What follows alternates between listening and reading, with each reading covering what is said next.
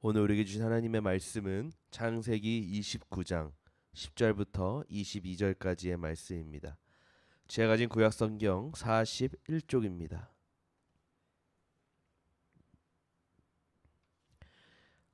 창세기 29장 10절부터 22절 말씀 중에 우리가 16절, 17절 말씀 함께 읽도록 하겠습니다.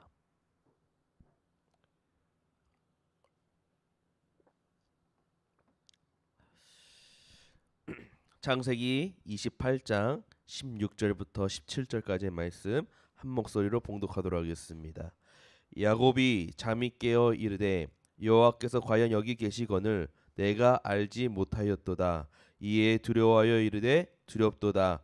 이곳이요 이것은 다름 아닌 하나님의 집이요 이는 하늘의 문이로다 하고. 아멘. 할렐루야. 오늘도 이게 새벽에 나오신 우리 성도님들 주님의 이름으로 축복하고 환영하고 사랑합니다. 우리는 어제 창세기 28장 전반부 말씀을 통해서 이삭이 야곱에게 다시 제대로 축복해주는 그런 모습을 우리가 함께 보았습니다. 그리고 그 언약을 이어받은 자로서 이방인과 결혼하지 말라는 그 조언과 함께 다시 하나님의 역사하심이 맞춰지는 것을 우리 함께 보았죠. 근데 그 모습을 본 에서는 다시 하나님 앞에 회개하고 또 회복하고 그러기는커녕 단순히 사람에게 인정받으려고, 특히 아버지 이삭에게 다시 관심을 가지기 위해서 어떠한 선택을 하게 됩니까?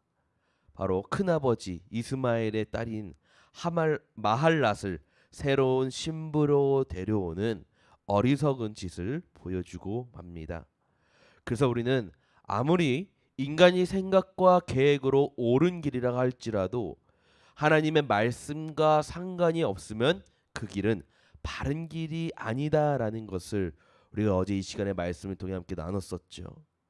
자, 이제 야곱은요 부엘세바를 떠나 외삼촌 집이 있는 하란으로 향하게 됩니다. 그런데 그 거리를 우리가 계산해 보니까 약 1000km나 되는 멀리 떨어진 아주 장거리 그런 곳입니다. 거의 걸어서 한 달 정도 걸리는 그런 거리라고 해요. 야곱은 안전하고 풍족한 그런 아버지의 집을 떠나서 지금 두렵고 낯선 땅을 향해 발을 내딛기 시작합니다. 이제 부모님의 품을 떠나서 홀로 서기에 들어가게 된 것이죠. 여러분, 그때 비로소 야곱은 함께 하시는 하나님을 만나게 되는 거예요. 우리도 신앙의 여정 속에서 여러분들 홀로 서기는 반드시 필요합니다.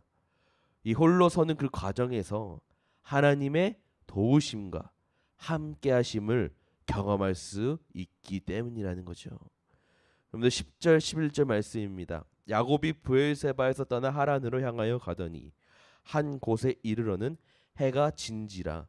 거기서 유숙하려고 그곳에 한 돌을 가져다가 베개로 삼고 거기 누워 자더니 날이 저물었고 낯선 들판에서 차가운 밤이슬을 맞으며 딱딱한 돌베개를 삼아 잠을 청해야만 했습니다.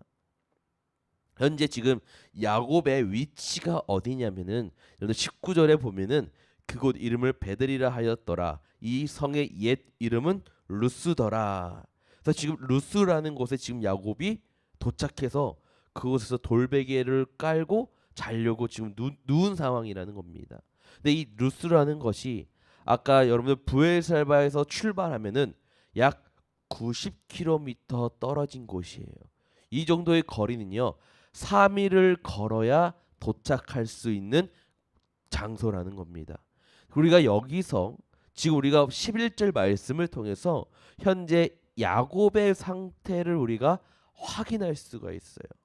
여러분, 야곱이 살았던 이 지역, 중동, 이 팔레스타인 지역에 여러분 낮 시간에 온도가 어떻습니까? 굉장히 높죠. 50도를 육박하는 날씨이기 때문에 낮에 그렇게 멀리 또 많이 걸을 수가 있는 상황이 아니죠. 낮에는 그늘에서 몇 시간 쉬어줘야 됩니다. 그렇기 때문에 이 이동하는 사람들, 야곱처럼 장거리로 이동해야 되는 사람들은요. 해가 진 후에 시원한 날씨가 되면 그때 한 걸음이라도 더 걸으려고 부지런하게 이동을 해요. 뭐 언제까지 이동하냐? 정말 앞이 안 보일 정도로 캄캄해질 때까지 이동을 했다가 그제서야 잠을 청하는 게 바로 이 중동 사람들의 걷는 또 이렇게 이동하는 방식과 시간대라는 거죠. 그런데 오늘 11절 말씀을 보면은 여러분 뭐라고 나와 있냐? 이삭이 해가 지자마자 무엇을 했대요? 잠을 잤다라고 나와 있어요. 지금 빨리 하루라 1분 1초라도 더 많이 걸어야 되는 그 시간에 야곱이가 누워서 잤다라는 것은 이 야곱이 여기까지 오는 그 3일 동안 얼마나 지친 몸이 되었는가를 지금 보여주고 알 수 있는 말씀 구절이라는 거예요. 여러분 또한 돌을 베개로 삼고 잤다라는 것은 뭐냐? 그러면 돌을 곁에 두고 잤다라는 거예요. 여러분들 광야에 짐승들도 많이 있겠고 또 강도들이 있으니까 그것들이 두려워서 무기가 될 만한 것을 품고 잤다라는 그런 의미입니다. 여러분 야곱이 잘 살았어요? 못 살았어요? 그냥 잘 산 게 아니고 부자예요, 부자. 부자인 이삭의 아들로서 어머니와 함께 장막에 머무기를 좋아했던 사람이 바로 야곱입니다. 야곱은요, 특히 어머니의 사랑을 받았던 그런 아들이에요. 자, 그렇다면은 여러분 어머니가 사랑하는 자녀들을 위해서 잠자리를 어떻게 준비하겠어요?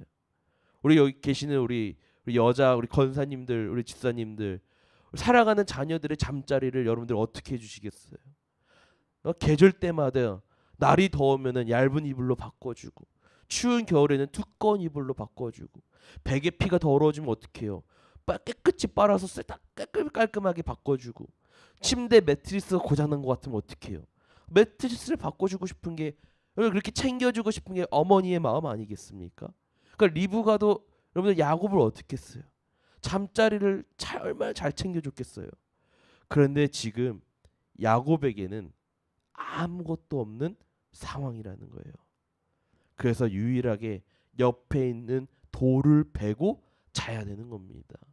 여러분 이때 야곱이 몇 살이라고요? 적어도 70대예요. 70대. 야곱이 태어난 지 지금 70여 년 만에 가장 고통스럽고 처참한 상황에 처한 밤이 찾아왔던 겁니다. 12절입니다. 꿈에 본즉 사닥다리가 땅 위에 서 있는데 그 꼭대기가 하늘에 닿았고 또 본즉 하나님의 사자들이 그 위에서 오르락 내리락 하고. 여러분 70여 년 만에 혼자가 되어서 아무것도 없는 것 같고 하늘 세상 아래 나 혼자만 있는 것 같은 그런 고독을 씹던 그날 밤에 여러분 꿈속에서 누가 나타나요? 하나님이 나타나세요. 하나님과 본인 자기가 연결되어 있구나라는 사실을 알게 되는 거예요. 아, 내가 혼자가 이제 아니라는 거예요. 나는 이 세상 사람들 가운데선 혼자이지만은 하나님께서는 당신의 사랑의 사닥다리를, 긍휼의 사닥다리를, 생명의 사닥다리를 지금 야곱에게 내리시고 하나님과 하나로 이어져 있음을 지금 야곱은 꿈을 통해서 확인하고 있는 모습입니다. 또 본즉 여호와께서 그 위에 서서 이르시되 나는 여호와니 너의 조부 아브라함의 하나님이요 이삭의 하나님이라. 내가 누워있는 땅을 내가 너와 내 자손에게 주리니. 야곱아, 나는 너의 할아버지의 하나님이야. 나는 네 아버지의 하나님이야. 그런데 내 할아버지에게 약속했던 것처럼, 너의 아버지에게 약속했던 것처럼 이 약속의 땅을 너희에게 주마. 그러면 바꿔 말하면 무슨 말이겠습니까? 나는 내 할아버지만의 하나님이 아니고 나는 너의 아버지의 하나님만이 아니고 야곱아 나는 이제부터 너의 하나님이야. 즉 그렇게 말씀하고 있는 구절이라는 거예요.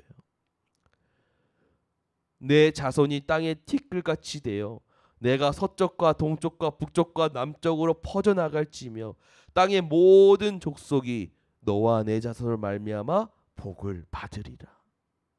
야곱아 너는 복의 통로가 될 것이야. 이 약속이 누구한테 했던 약속이에요? 바로 아브라함에게 했던 약속이 바로 이 약속이라는 거예요.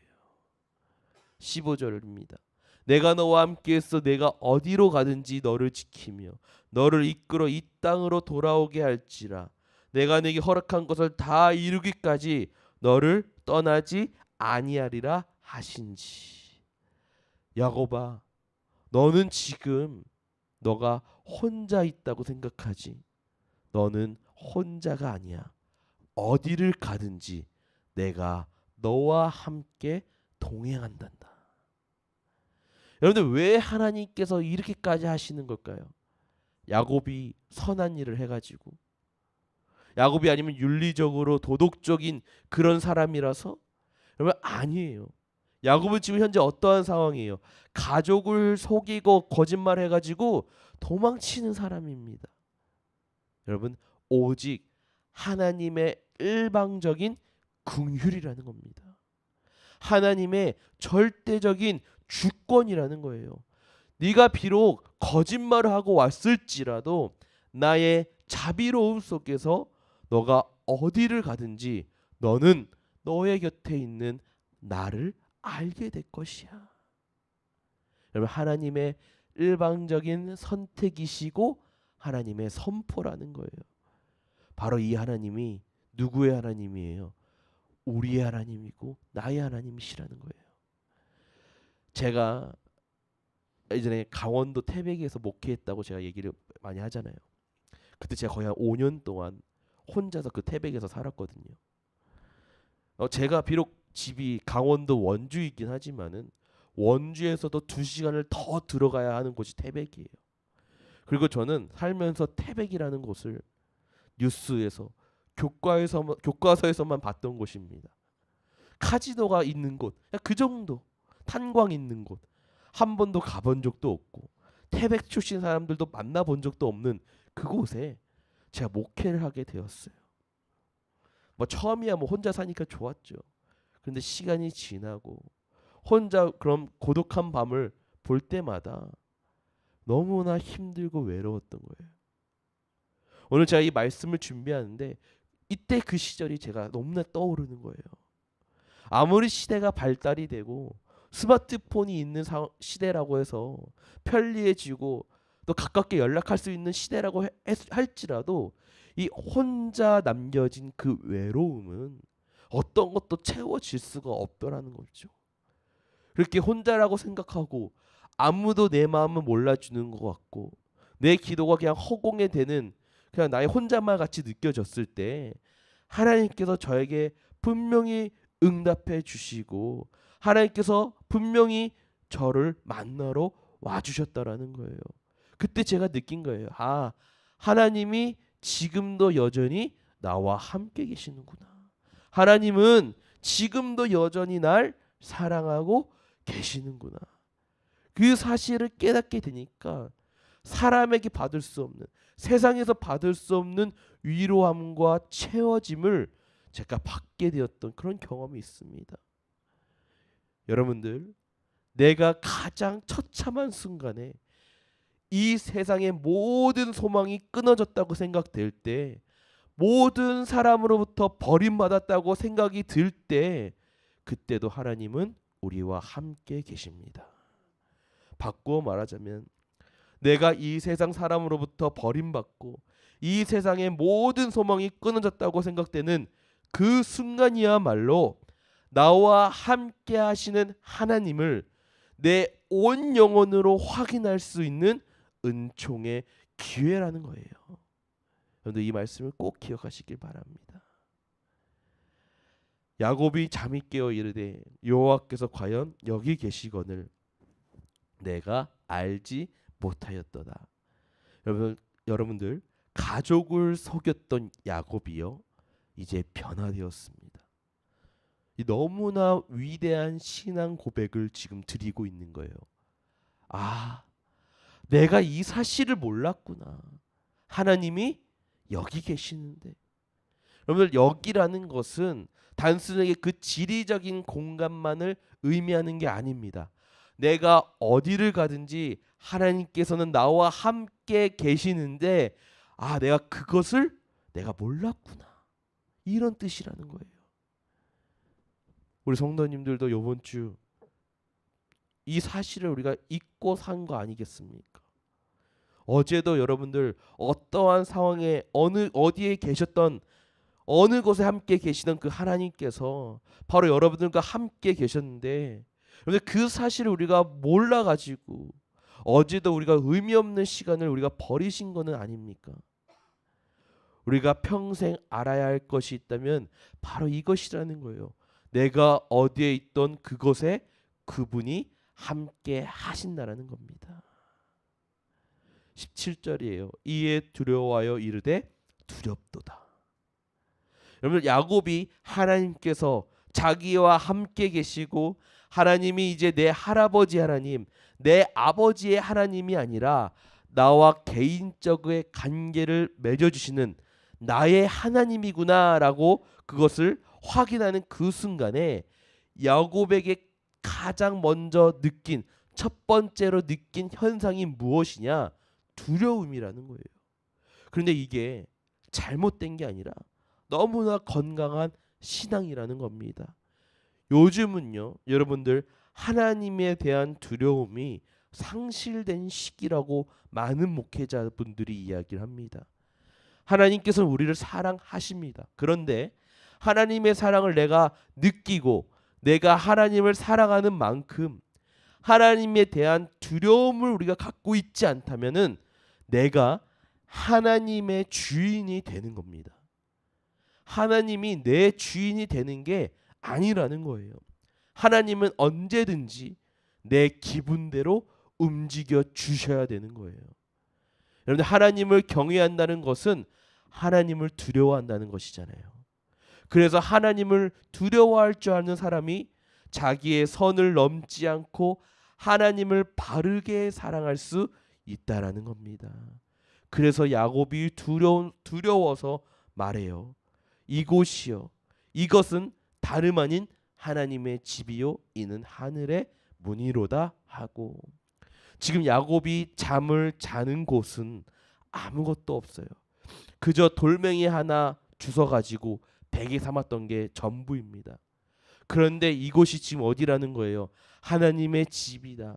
이곳이 바로 하나님의 나라의 문이다라는 너무나 위대한 신앙의 고백을 지금 야곱이 드리고 있다는 겁니다. 하나님께서 여기 계시기 때문에 벽이 있느냐, 아니 뭐 지붕이 있느냐, 이런 것들은 문제가 되지 않는다라는 거예요. 하나님이 계시면은 그곳이 성전이고 그곳이 집일 줄로 믿습니다. 여러분 예수님께서 베데스다 연못에서 말씀하시면 그 베데스다 연못이 성전이 되는 것이에요. 그리고 예수님께서 게네사렛 호숫가에서 배를 띄우라고 한 다음에 그 배 위에 앉아가지고 설교를 하시면은 그 배가 무엇이 되는 거예요? 성전이 되는 거예요. 바꿔 말하자면 이런 말이 되는 겁니다. 내가 성전인 것인 거예요. 왜요? 하나님이 내 속에 계시기 때문에. 그러니까 여러분들 우리가 현재 드리고 있는 이 교회, 우리 계암교회는 여러분 단순한 그냥 건물인 거예요. 진짜 성전은 바로 무엇이냐? 바로 여러분들, 우리 자신이라는 거예요. 그 사실을 깨달으면 우리의 삶은 달라질 수밖에 없다라는 겁니다.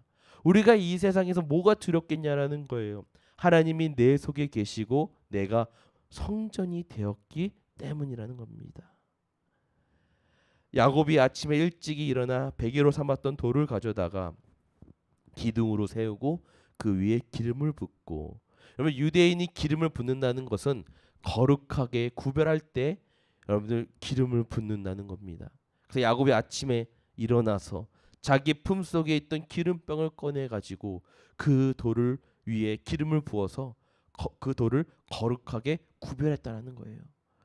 그리고 19절 그곳 이름을 베델이라 하였더라. 이 성의 옛 이름은 루스더라. 그래서 베델의 뜻은 바로 하나님의 집, 하나님의 성전 이 의미인 거예요.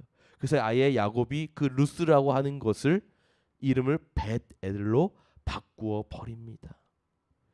야곱이 서원하여 이르되 하나님이 나와 함께 계셔서 내가 가는 이 길에서 나를 지키시고 먹을 떡과 입을 옷을 주시어 내가 평안히 아버지 집으로 돌아가게 하시오면 여호와께서 나의 하나님이 되실 것이요. 여러분 이제 야곱이 하나님께 무엇을 하는 장면이냐? 서원을 드리는 그런 말씀인 거예요. 여러분 첫 번째 서원이 뭐냐? 이제 더 이상 하나님은 할아버지 하나님, 아버지의 하나님이 아니라 나의 하나님으로 모시고 살겠습니다라는 것이 첫 번째 서원의 내용입니다. 그리고 22절이에요. 내가 기둥으로 세운 이 돌이 하나님의 집이 될 것이요 하나님께서 내게 주신 모든 것에서 10분의 1을 내가 반드시 하나님께 드리겠나이다 하였더라. 두 번째 서원은 뭐예요? 내가 기둥으로 세운 이 돌이 하나님의 집이 될 것입니다 라는 거예요. 야곱이 지금 베델에 돌을 세우지 않았습니까? 바로 이 돌이 하나님의 집이 될 것이라는 거예요. 근데 그 돌이 어떻게 하나님의 집이 되겠습니까? 여러분 이 돌은요 바로 야곱의 자신의 상징이라는 거예요.